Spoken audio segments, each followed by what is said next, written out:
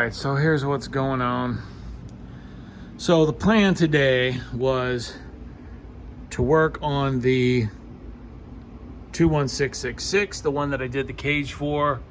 Pop out that stator, do the head wire. Even though this one is decent, the switch looks like it had some work done to it at some point.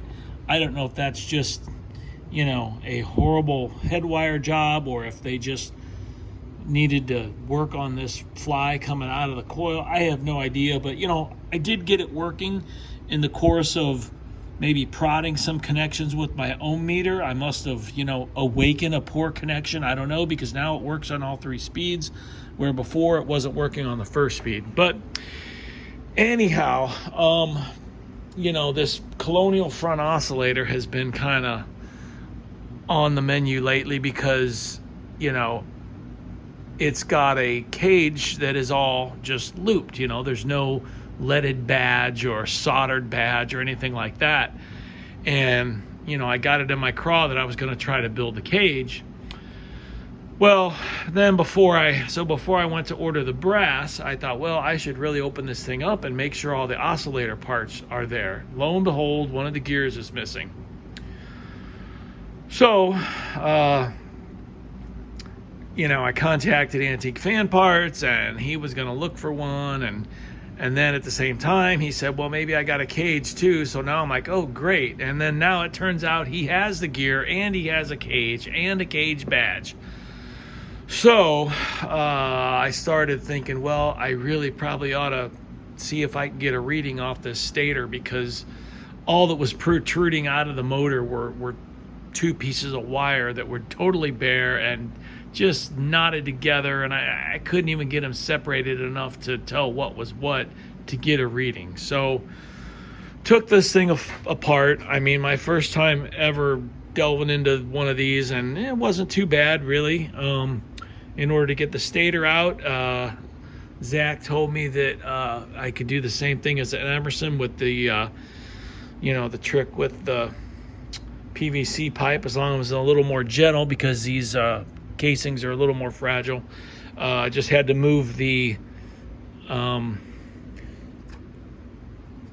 ring for the centrifugal start out of the way and get the pipe in there, and that worked out great. So here it is. It's quite the mess.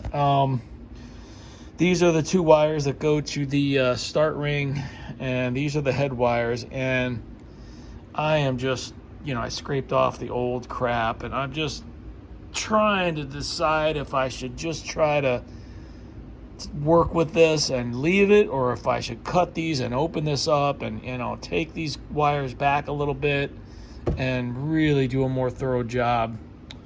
I just don't know. These coils, these windings are the old style cloth wrapped windings, which just, I can't even wrap my head around how they made those.